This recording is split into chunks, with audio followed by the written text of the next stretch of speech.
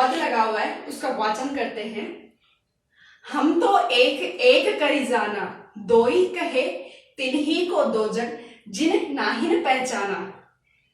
एके पवन एके पानी एके ज्योति समाना, एके खाक घड़े सब भांडे एके कोहरा साना।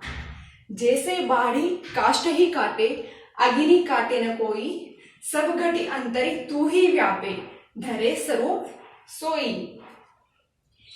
इसका संदर्भ है प्रस्तुत जो काव्य पंक्तियां हमने अभी पढ़ी हैं, ये भक्ति काल के प्रमुख कवि कबीर के द्वारा रचित शब्द रचना से उद्धृत है और हमारी पाठ्य पुस्तक आरोह भाग 1 में पद नाम से संकलित है। प्रस्तुत पंक्तियों में कबीर ने ईश्वर को, परमात्मा को सृष्टि के अंश अंश में पहचाना है।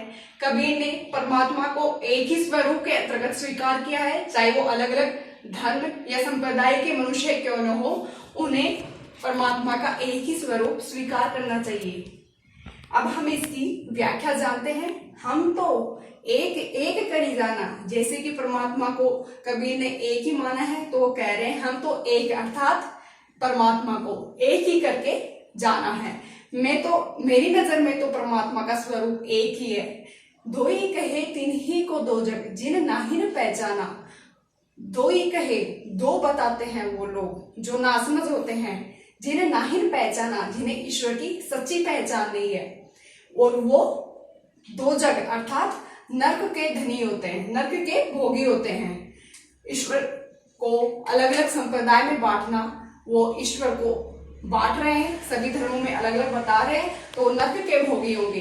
क्योंकि एक ही पवन एक ही पानी एक ही ज्योति समाना, क्योंकि प्रत्येक मनुष्य एक ही प्रकार की वायु का उपभोग करते हैं और एक ही प्रकार के जल का प्रयोग करते हैं, तथा सभी के भीतर ज्योति का एक ही अंश समाया हुआ है, या वो एक ही ईश्वर सूर्य का प्रकाश भोगते हैं। एक एक खाक घड़े सब भांडे एक एक कोहरा साना।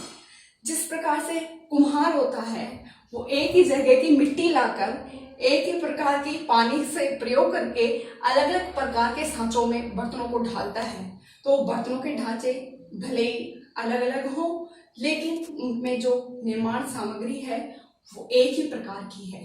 इसी तरह से जिस प्रजापति होता है, ब्रह्मा जी होते हैं, वो एक ही प्रकार के पंच तत्वों को लेकर हम सभी मनुष्यों के शरीर का निर्माण करते हैं।